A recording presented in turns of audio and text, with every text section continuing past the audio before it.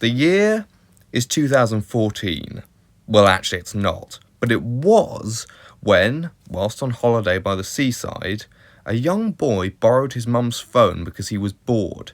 He had never watched much YouTube before, but as luck would have it, he stumbled upon a series called Dinosaur Island by a channel called Barnaclesaurus. I remember watching my first episode, Underwater Battle, with the volume muted nonetheless, yet still being inspired by the simple yet effective storytelling through models. When I finally managed to get the volume to work several days later, I enjoyed it even more, and began to think, I could do this. From 2014 onwards, I have been periodically making dino toy films, and a few times I was even advised to put them on YouTube, mostly by friends and family. But my desire to not copy Barnaclesaurus held me back. I didn't believe that my films were good enough or different enough to share with the public, and to be honest, I still think this to this day. My early productions were poorly shot, directed, and weren't even edited, so for years I was adamant that I would never share my creations on YouTube, that I couldn't make something good enough to do so. Until 2024, when I returned to watching DinoTube after a lengthy hiatus, to discover not just that DI was still not complete, but to also stumble across a similar, yet unique show of a similar sort, Mesozoic Isle. MI was also not complete, but I honestly think that made me want to make my own series even more. If you want something done, do it yourself. However, I still believed that my old films were not good enough for the public, so I decided very early on that if I was to create a DinoTube show for YouTube, it would have to be something new, though a few character names, Frost, Gigabyte, Kai and Serration, did make their way from my old series into what would become known as Prehistoric Valley.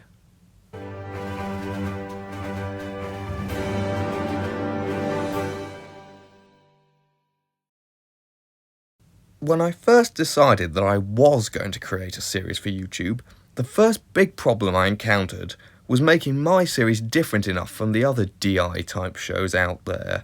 At one point, I made up a rough mind map thingy to just lay out some ideas I had on paper, though I have sadly lost this, or else I would show it on screen here. When creating a new DI-style universe, there were a couple of things to think about. One, where are the dinosaurs going to be?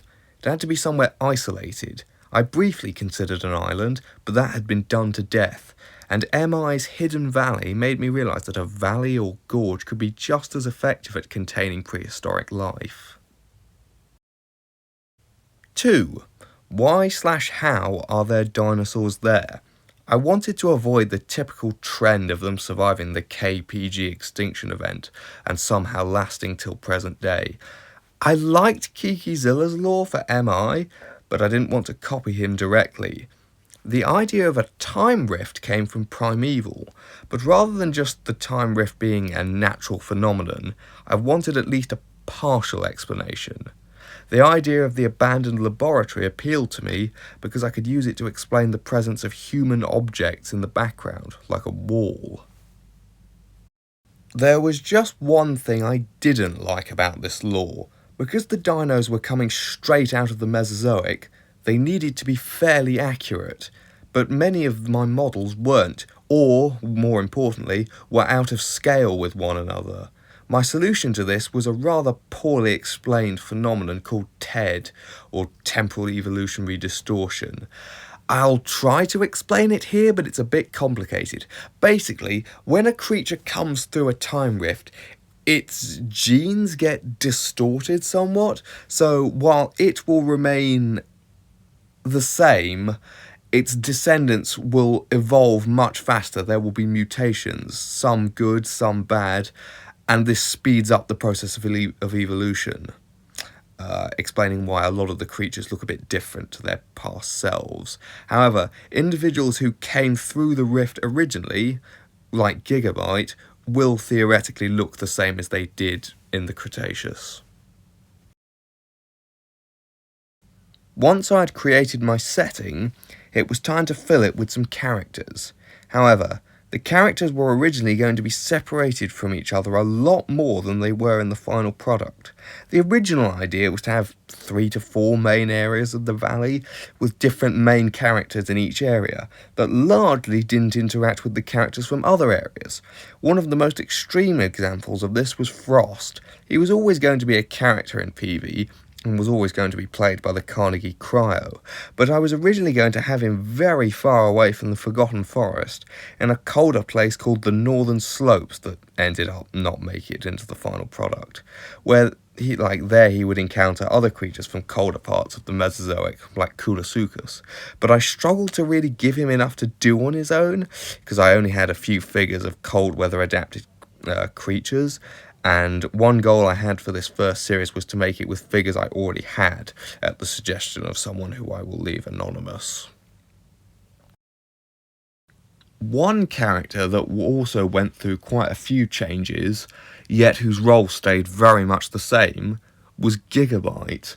What stayed the same about him was primarily his role in the plot. That didn't really change much at all. The changes primarily concerned what figure, or indeed species, he was going to be. When I first kind of began constructing the ecosystem of PV, particularly the Forgotten Forest, I knew I wanted my apex predator to be a large carnosaur of some sort, inspired by Blue from MI. I briefly considered Saurophaganax, but decided against it for being so fragmentary and controversial. And now that recent study declaring it a nomen dubium has come out, I'm glad I did. I also didn't have a great figure for it. That left a bunch of large Carcharodontosaurids. I kinda wanted a Tyrannotitan to be my apex, because there had never been one in a Dinotube show before to my knowledge, but the PNSO figure didn't exist at the time, and I was worried my custom model wouldn't be durable enough for a major role. That left Giga, Karkar, and Mapu. Despite being probably my favourite of the three, I wrote Mapusaurus off first because I wanted to portray them as more social creatures, based on the bone bed with multiple individuals of different ages that was found. I also seem to remember that the environment Mapu lived in being described as quite arid. I'm not sure if that's accurate or not. But at the time, them living in a forest didn't make much sense to me. In one early version of the script, and I mean very early, I had a Karkar in Gigabyte's role, but the only figure I had at the time was the Safari one, which I felt was just too small to be my apex predator.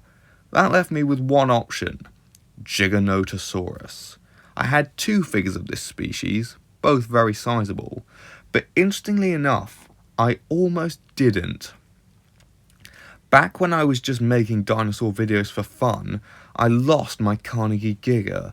It ended up in a box of a bunch of random non-dinosaur toys and stuff, and I kid you not, just as me and my mum, who had been searching the house high and low for ages, were about to give up looking for him, I opened the box, and there he was. Gigabyte is quite a nostalgic figure for me. I've called him that ever since I first got my hands on that figure. He was a character in my old videos, and has certainly been through the wars a bit, hence his missing fingers. I can't remember if that was from falling over a lot, or being crammed into the bag with my other dinos, which might be why he was stored separately. I did actually consider making him some replacement fingers out of polymer clay before I shot PVS1, but in hindsight, I think they just add to his character of the battle-scarred old fighter that commands respect even from other huge carnivores. One thing about casting Gigabyte as my apex was that I still wanted a Carcharodontosaurus character in the series somewhere. The reason being was a trend that I noticed in DI-type shows, Karkars being antagonists. We had Fang and Caroline in DIS4, Sawtooth in DIR. We were going to get Kate in MI, but that never happened. Yet the only time I could think of a Carcharo being a protagonist was Tiger in Prehistoric Island. So I knew very early on that I wanted to buck that trend and do something different. So after I cast Gigabyte as my apex, I wrote Serration into the plot, and together with Frost and Gigabyte, she would become one of the mainstays for the Forgotten Forest for Series 1. I could go on talking about each character all day, but most of the others I came up with later during the writing process, with the exception of Kai. I'll talk more about him in a bit. For now, let's just say I wrote a rough script for the series and began filming. I'll talk about changes made to the script when we get to those bits. So what was the first scene to be filmed for PV? To tell the truth, it wasn't much of a scene, more like B-roll. I was out on a walk in the woods one day. I'd brought my phone along, so I took it out and shot some footage of the scenery. These shots would be mostly used in the opening of Series 1, where I explain the lore of the show before the intro plays, and we get into the first scene. A lot of PV was filmed out of order, but I do remember that the first proper scene in the show was indeed the first one to be filmed. Time for another detail most of you probably didn't know about Prehistoric Valley.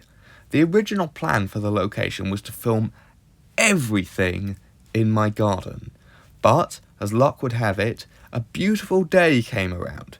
Sun shining, blue skies, and the deafening sound of a leaf blower whirring. Or maybe it was a chainsaw. I don't remember. Yeah, so if you don't remember, in Series 1 I was still making a good deal of the sound effects with my mouth because my editing software at the time, iMovie, only had one growl sound effect. This one.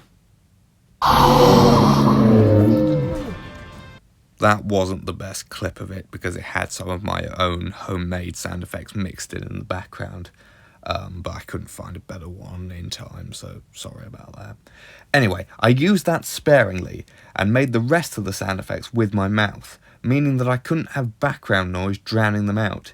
In the end, it was my mum who came to the rescue, offering to go with me on a filming trip out into the woods.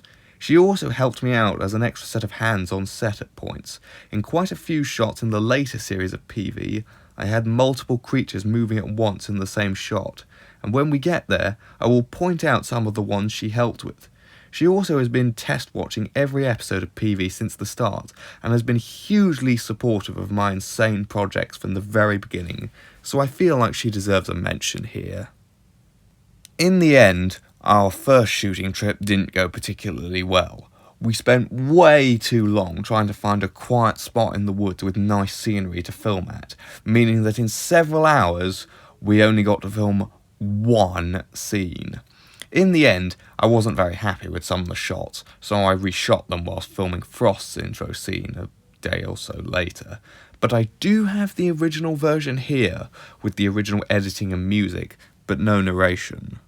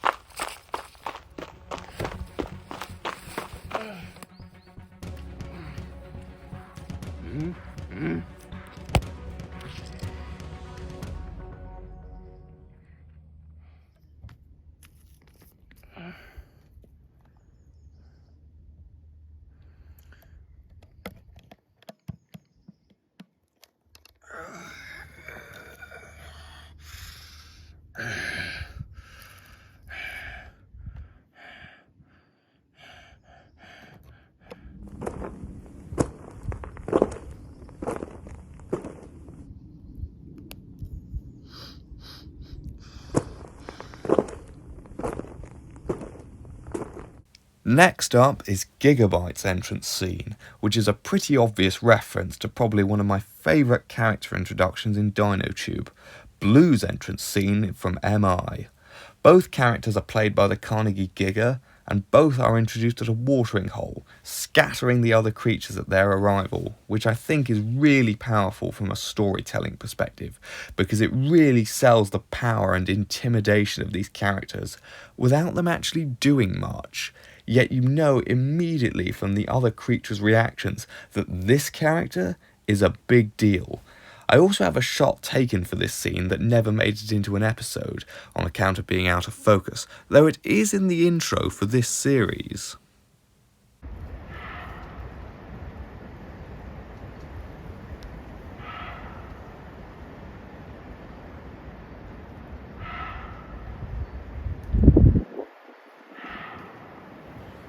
Moving on to the desert, I feel like this is a good time to mention that for each episode of PV, I typically write 3 to 4 scenes, which generally gives me about a 10 to 15 minute video, which works quite nicely I think, and means I don't get burned out on a crazy long project, something I was very keen to avoid after what happened to MI and DI. Here we meet Atlas. Yes, this is him. He just doesn't have a name yet. The idea of a desert oasis where everything comes to drink, but has to run the risk of being attacked by some creature in its depths, was one I had very early into production, and is still one of my favourite concepts for a location. However, the actual appearance of the setting on screen is not one of my favourites, on account of it being simply a driveway, a patio, and a garden pond. The episode ends with Kai taking his first victim, though we don't see him yet. In fact, I don't think he was even on set for this scene. I just pulled the Stegosaurus into the lake with my hand. A random secret you might be interested in hearing is this sound here. That was not made by me or added in editing. I'm not entirely sure what made it. Possibly a red kite, that's a type of bird, in the background, or one of my next door neighbours. I'm not really sure. Regardless, on to episode 2. We start off with the old bull Steg being the first character we see. This was intentional to make him seem like a major character, to create more shock when he dies later on. Though, in reality, I don't think anyone really cared that much. In fact, I wouldn't be surprised if most of my viewers either don't remember this character or didn't know of him in the first place. We also get another similarity between Gigabyte and Blue from MI, where he spares the Stegosaurus from attack because he doesn't need food. He also doesn't even kill Monochrome when he shows up again a moment later, just scares him away, which is more than can be said for his MI counterpart when he met an Acro in episode 2 of that series. Monochrome is a character I originally didn't care much for, but since Series 1 ended, I've actually grown to appreciate him more and more. I remember back when I first wrote him into this scene that I didn't know he was going to become a recurring antagonist for the series, but when I did so partially as a reference to Hercules from MI, who only ever got one scene, but also because I felt that this figure worked for a deformed, starved individual who might be a little prone to act abnormally aggressive and inclined to take anything and everything he could get his claws on, because of his implied backstory, being used to scrounging around for whatever morsels of food he could get. When he sees a territory up for grabs, he takes it immediately, something that would eventually come back to bite him later on. Speaking of Monochrome's backstory, I actually did have an idea for a special detailing that, because I did have some interesting ideas for it, but I figured so few people would actually remember this character, who was only in Series 1, that it might be a waste of time. But then I thought, maybe not. What do you guys think? Fast forwarding a bit, we get some explanation about the sauropod hunt and a quick scene teasing Kai.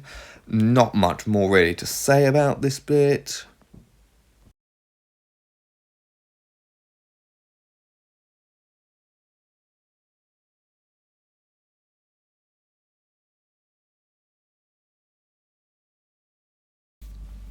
We then get to see Frost's intro scene. Now, this is a scene I actually like. It immediately shows what kind of character Frost is, how he is more evasive than the other carnivores, sneaking around them and stealing kills where possible, which also explains how he has been able to survive under Gigabyte for so long. We also see the start of the surprisingly untalked about rivalry between Serration and Monochrome. Fun fact, Serration is actually a bit larger than Monochrome in terms of the figures that play them, yet as we see in the show, Monochrome is able to fairly consistently beat Serration one-on-one. My excuse for this has always been experience due to Monochrome's rough upbringing. I can't imagine him being that much older than Serration, by the way, since they're both not fully grown. Another thing to point out about this scene is that, along with a few others that were filmed at the same time, this was the second spot we tried filming at. We filmed here once and never came back for one simple reason. The biting midges were insane! The amount of bites me and especially my mum received was ludicrous, so although I liked the scenery here, we never came back.